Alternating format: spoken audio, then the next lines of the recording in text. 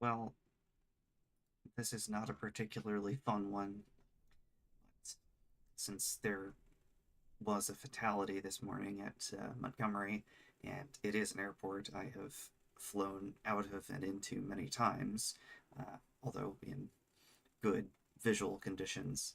Uh, Want to try to explain why it's normally a very safe airport to operate out of, but why, under certain circumstances, it can be dangerous.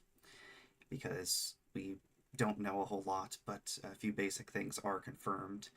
One of which is that the aircraft did hit power lines, and the other of which is that there were no fatalities on the ground, but that everybody on board the airplane died.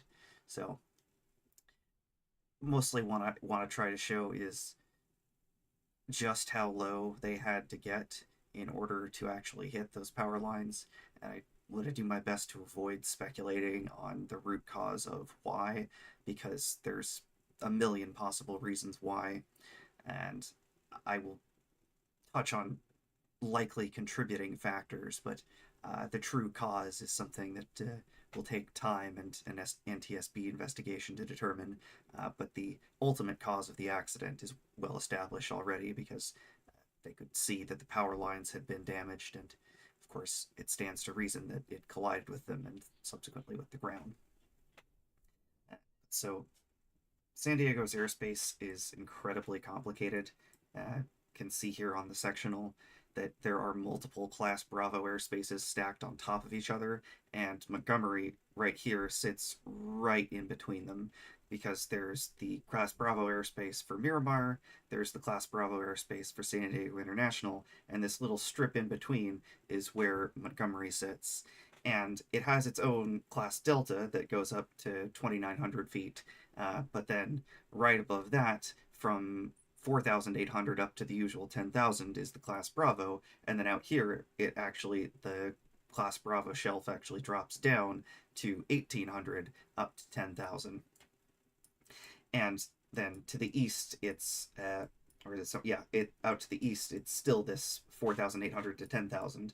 Um, so it's kind of convoluted, and it's, again, don't know, but it's unlikely that they were trying to stay under the Class Bravo because they were operating IFR, so they would already have had permission to pass through any airspace as long as they were following their flight. They're following all ATC instructions because they're operating IFR. They have to be anyways, and operating IFR, you do not need separate clearance to enter Class Bravo airspace as long as you're in touch with ATC and or on the flight plan. But it does complicate things considerably, and it makes it so that normally flying through here under VFR conditions, it's not difficult in the sense of requiring a lot of sort of stick and rudder skills, but it does require a lot of situational awareness and sort of stress management because you got to be kind of quick on the comms because there's a lot going on. There's two very busy airspaces on either side, and Montgomery itself is quite busy. But the airport itself is very straightforward to operate out of. It's not particularly huge, but it does have a decent sized runway here. 28 right is 5,000 foot runway, so it's pretty good length.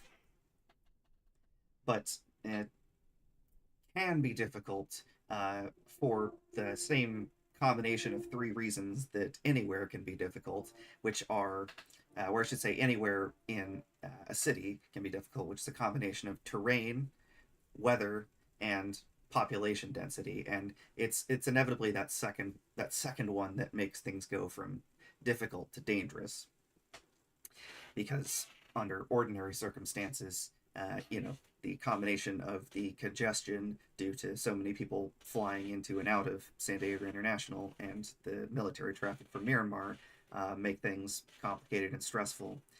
And the terrain makes it so that sort of uh, it's not feasible to take certain forms of separation between aircraft. Um, but both of those things can be managed in good weather. Obviously, not always.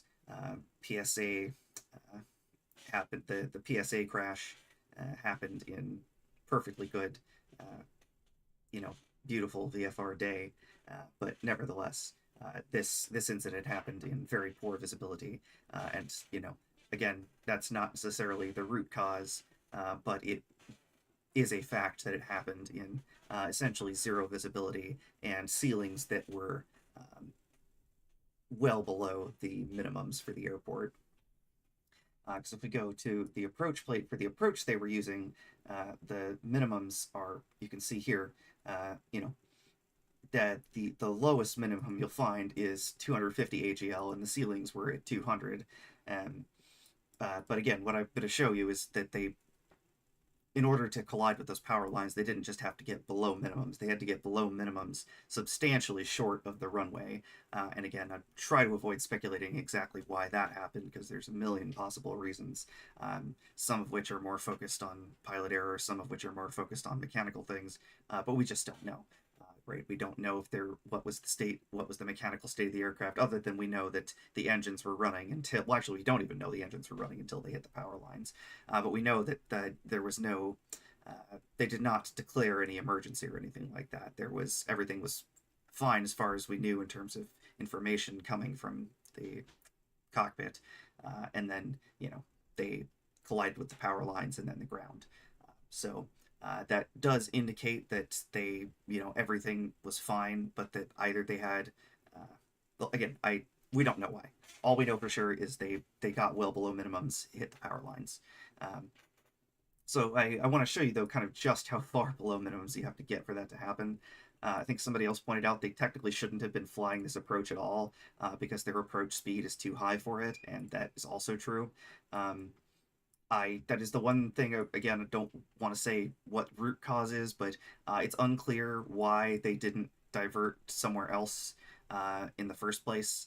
You can hear on the tapes they recognize that it didn't look too good at Montgomery. Ceiling's down at 200 and 200 AGL, but Montgomery's sits at about 400 feet here compared to San Diego International at 17 feet. San Diego International, as a scheduled arrival, is not available at the time of the evening they were coming in. So obviously in an emergency you can do anything, but as to why they didn't divert to Gillespie or to Palomar or to Brown or any of the other airports in the county, well, they only tried one approach. They never missed. The incident happened on the first attempt at an approach. Why did they even make that attempt? Again, I don't know. It's not unreasonable to make an attempt. Why did they get so far below minimums during their one attempt? Again, we don't know. But we're actually going to use two simulators today, because let me turn off the note screen there. I want to show you, first I'll just show you MSFS just to show you visually what the area looks like when you can see things, and then to actually replicate the conditions of the approach. I'll switch over to X-Plane, because, I mean, X-Plane is broadly speaking, Microsoft Flight Simulator is a better sort of, visual flight simulator, but of course X-Plane is a much, much, much better IFR simulator. Okay, so let's go ahead and start up the simulator. So, right, let's see, there's Miramar, there's Montgomery, and just ahead of us, and to the right is, hard to see, but is Gillespie.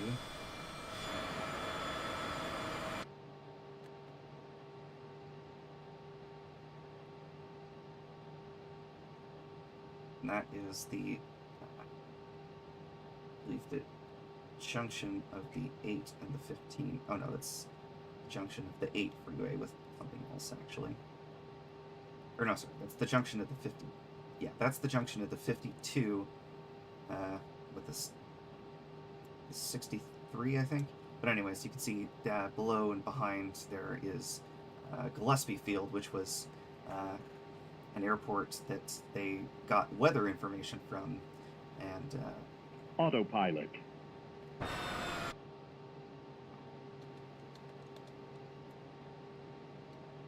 So there's Montgomery. So I'm kind of actually struggling to get. Actually, let me speed brakes a little bit here, so we can actually get down.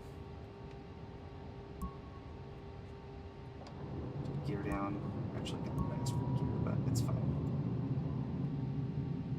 So as you see, San Diego is beautiful.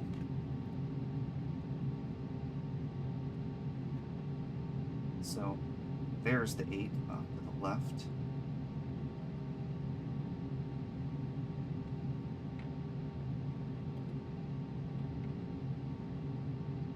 Alright, suspended. Let me speed brakes back in a bit. And I'm not going to fly to an actual collision or anything. Let me just show you what the area looks like.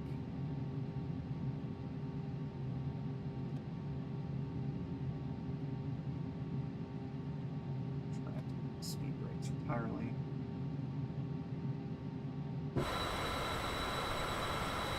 you can see, there's the runway off to our right. So let's deviate left a little.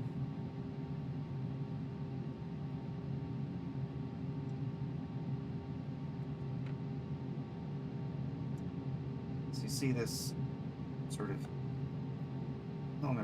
hill I'm approaching over here. So this is not quite it. But there. Go ahead and then hop outside and see just about right there.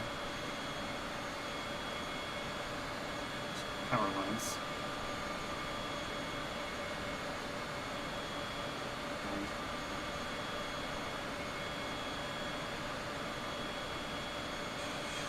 And check here real quick.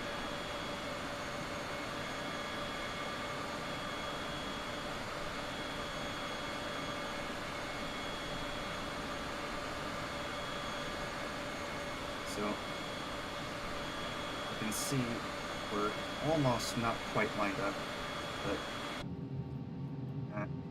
yeah, there it is. It's not quite, yeah, that should actually be green, but so that is the field where it actually came down. So let me unpause real quick, and I'm not going to collide with the power lines, but let me sort of come in as close as it's a simulator. I wouldn't dare get anywhere near this close in real life, but let's come in as close as I dare. Okay, so if we sort of look now, we look forward, can't quite see the PAPI lights, but we are way, way, way below glide slope at 600 MSL here. And this is not just below glide slope, this is almost below the runway itself. And again, if I sort of go outside, you can see that, without speculating too much, you can see that there is a canyon just short of the runway. In fact, there's 2. But, again, the actual field elevation is comparable to the top here, not to the bottom. So you could imagine a scenario where they're looking at the radar altimeter and they think they're fine, but again, we don't have any data on that yet. So, it could very well be the case that they weren't looking at that at all. And again, in terms of pressure altitude, if they were looking at the field elevation correctly, there'd be no reason to be this low. But in terms of elevation compared to the field and in terms of AGL elevation, there's ordinarily no reason to be this low. But of course, under visual conditions, it's easy to know not to get this low. IFR, I'll show in a second, which hopefully I can actually clear that. Yeah, fine. Obviously, that's because I can see that it's there. Let's see if we can, might as well just come in for a landing. And the PAPI lights should show up.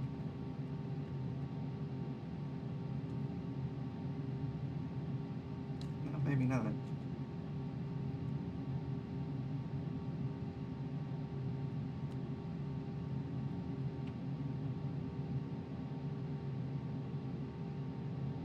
Well, MSFS isn't for flight training, it's for visuals.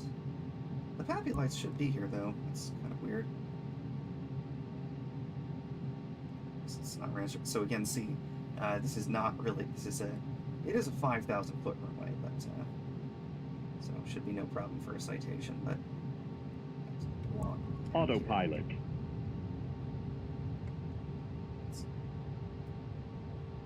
My rudder pedals aren't very good.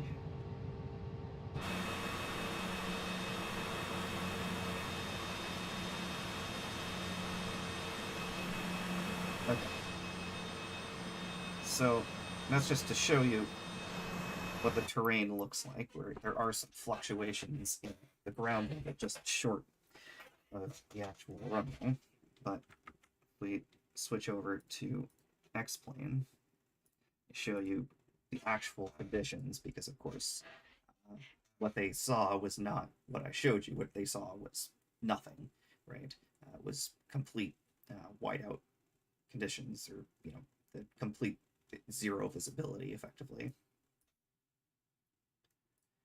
Not whiteout like snow, but just overcast layer that's half a mile visibility. Right. So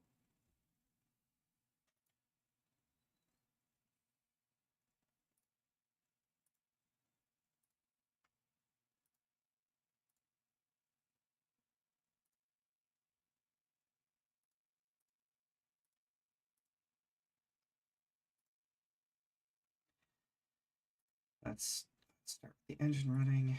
Let's start at Gillespie here. And let's set the time, because this happened at about 2:30 in the morning, I believe. And let's go ahead and can't remember if there's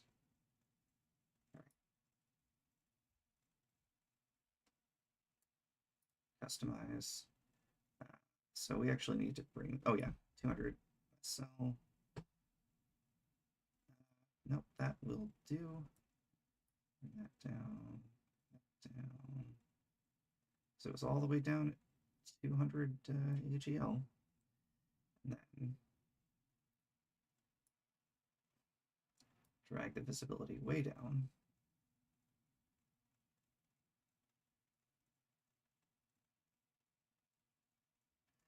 And go ahead and see what that looks like, which spoilers is going to be nothing.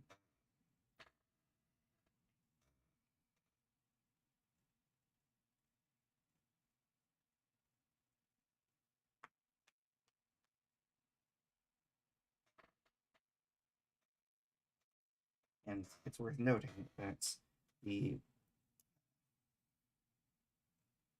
approach they're using is a GPS approach, which is not less reliable, but it is different.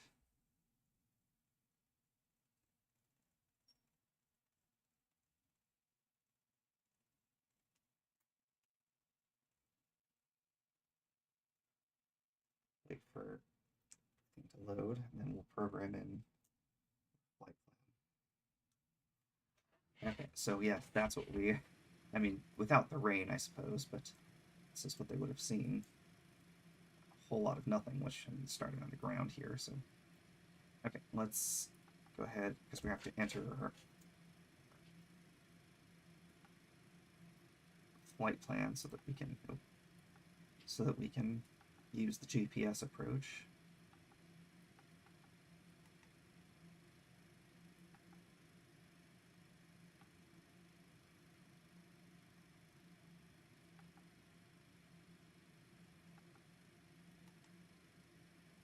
Okay.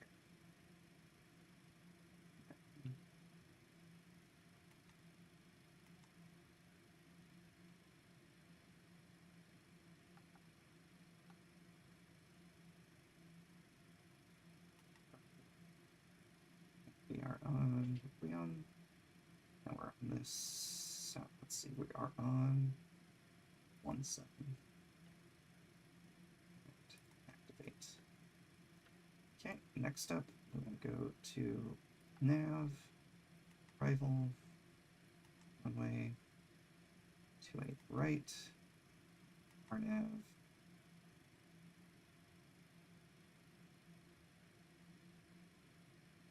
just MIBI, activate. Okay, so let's collapse down. Oh, it's going to complain because normally you don't want to take off with flaps 5.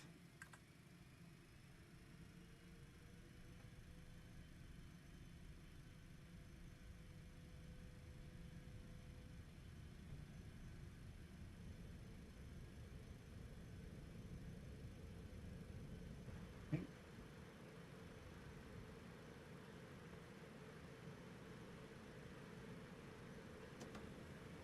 Up, 1, positive rate, up.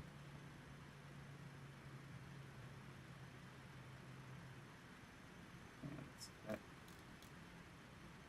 altitude for 7,000.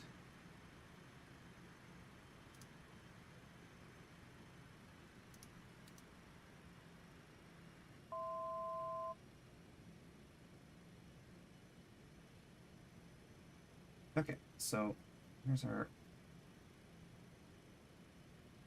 map of all of our waypoints. So I'm gonna proceed to, oh, let's see. Flight plan. So we are going to go to direct to MIDI. And let's go to nav.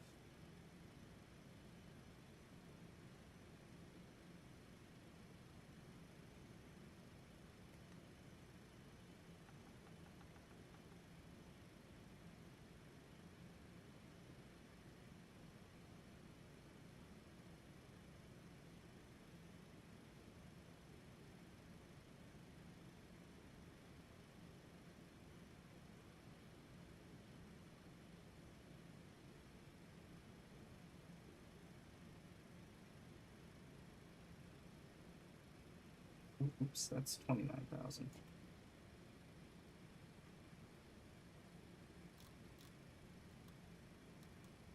Oh,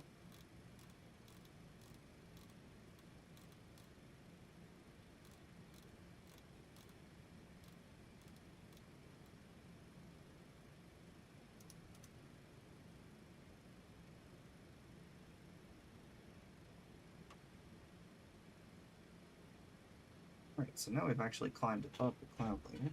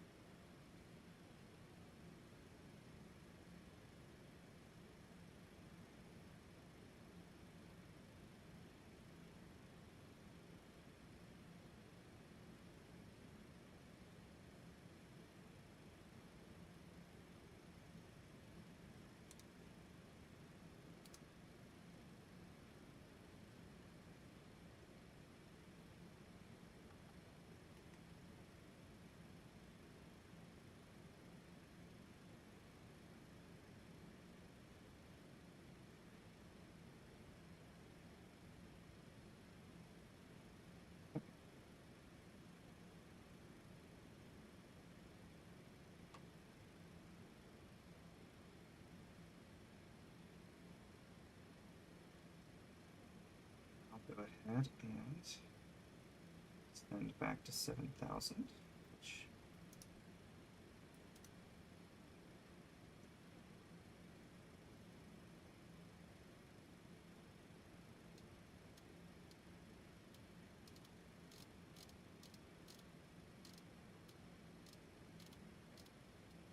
I have it set to such a ludicrously low speed. Okay.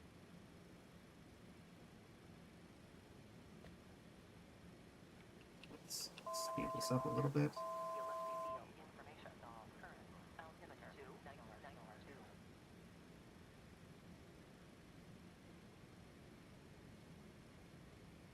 So I want to get some track miles here. Right, so now let's go back to nav. Let's go direct to waypoint Nesty. Start setting up.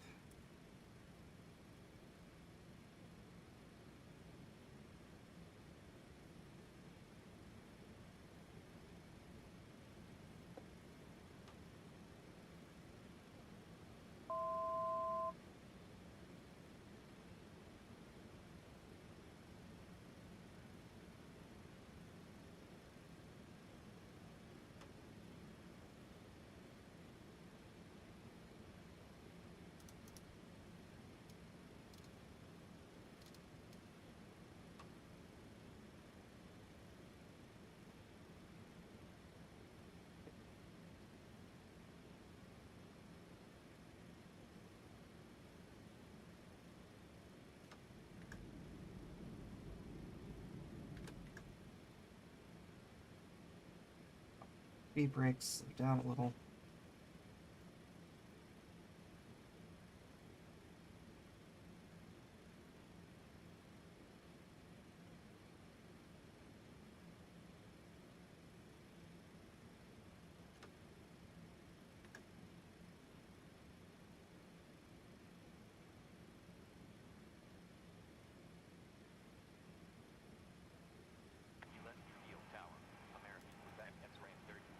Drop down to 6,000.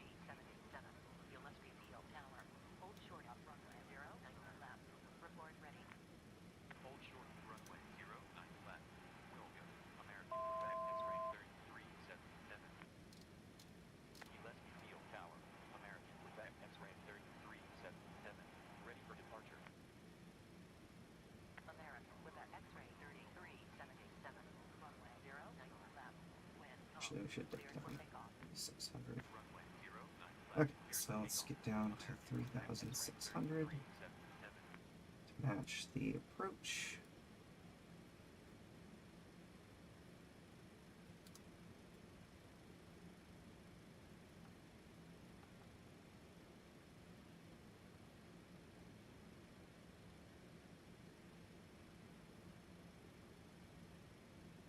And assuming everything is working correctly, it should turn to 8%, although just in case, I might start twisting the...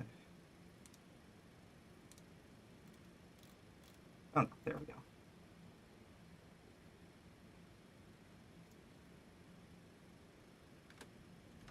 Speed brakes again, but take a look outside here. Again, we're seeing a whole lot of nothing. Let's make sure.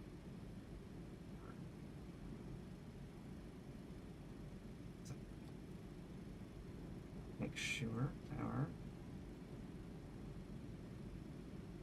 landing lights are on.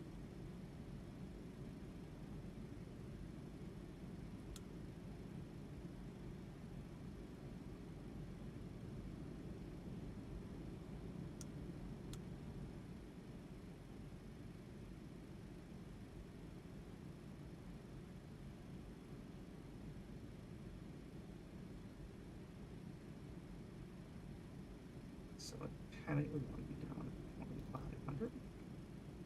So select that. And V-speed mode. Set it to minus 1,200 should do.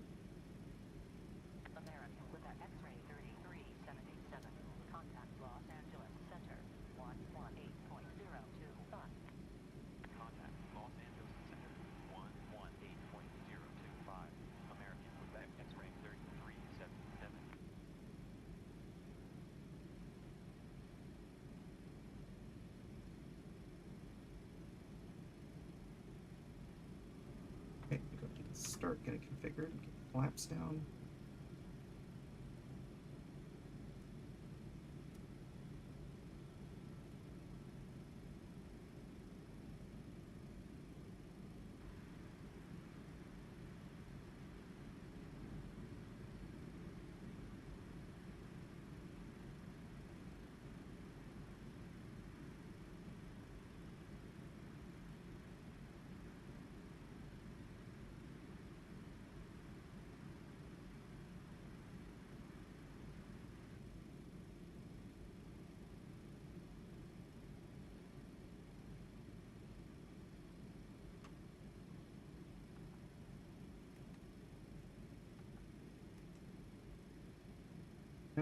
So now we want 1380, 1400.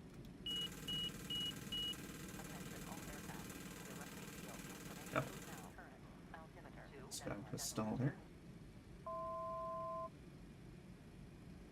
right.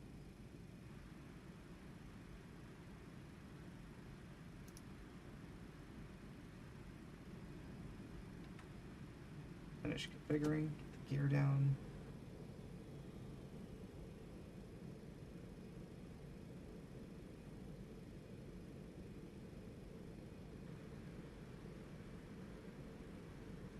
Okay, so now, well, I'm much higher than I should be, but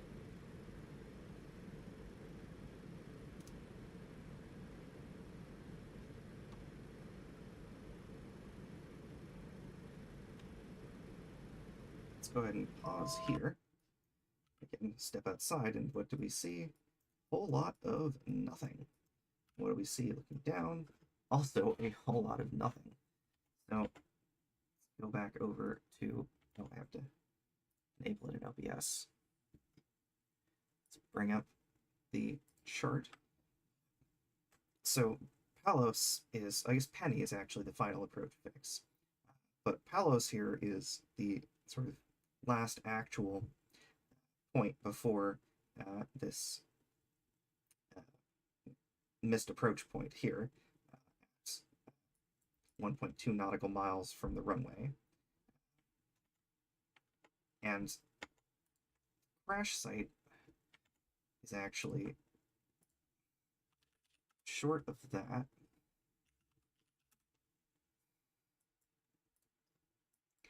It is about right here, about 1.6 miles away. So it's just short of the missed approach point, but they were well below, because you see the minimum is 673.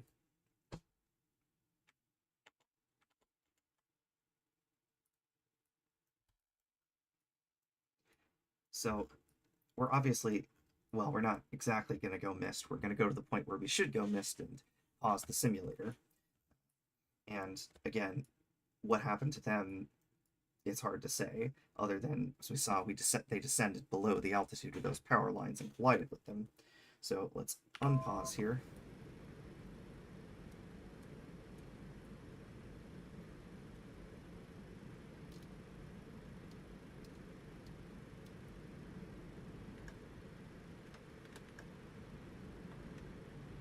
Flaps. Speed brakes out again. Speed brakes.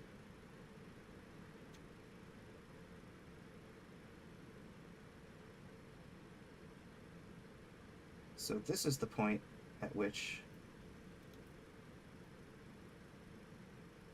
let's see now, all right, let's pause again.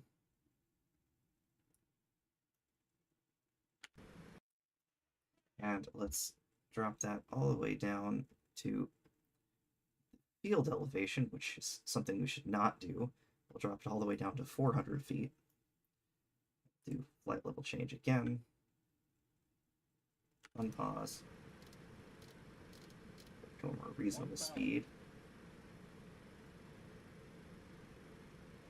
So you see, at this point, I'm actually doing a bunch of things you shouldn't do, and I am still well above that minimum.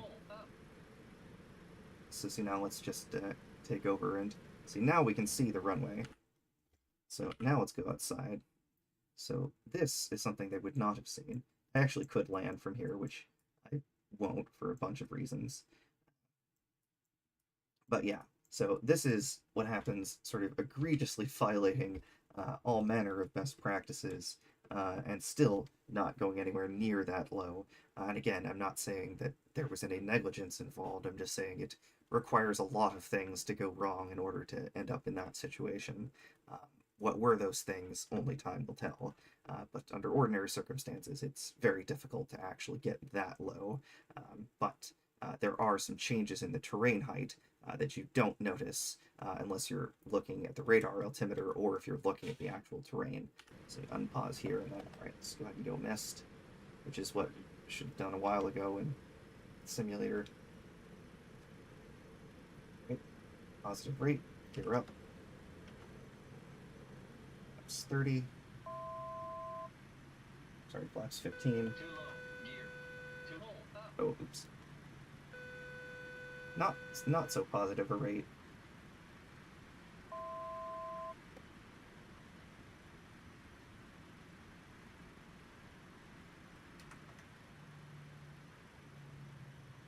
And we're back on the top.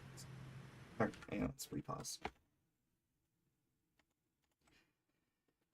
So, yeah, you can see it is possible to get that low. Now you can see there's a TFR from them doing the cleanup and investigation. But yeah, there's, like they say, there's the Swiss cheese model in an accident, right? A lot of things have to go wrong. What were all of those things? It'll take a long time to determine. The ultimate outcome was somehow, some way, they ended up, just shy of the missed approach point, but somehow far below minimums. In fact, way far below. It's like if we go on terrain view here, what is this? This altitude here is only, I think, this is 400 feet, and the field elevation is also 400 feet.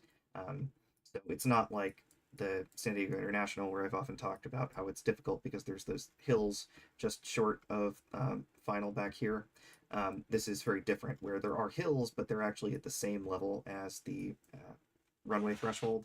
So what happened exactly, I don't know, but it does require that you get very low in a way that would be a problem at even if this were completely flat terrain out here. That getting that low would have been an issue. But yeah, why did they get that low? The NTSB will hopefully find out. But yeah, just wanted to show how this airport can get dicey to operate out of because of all of the airspace restrictions. Don't know if that factored into any decision making. I actually suspect not directly, but it is always a complication. So yeah, very unfortunate. Don't know how, but somehow, some way, ended up that low.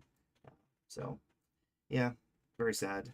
We'll have to wait to see what the NTSB says, but hopefully that showcases why it's, under normal circumstances, a difficult but not a dangerous airport to operate out of. And yeah, hopefully it's, there's not another incident like this anytime soon. But I guess time will also tell on that. So yeah.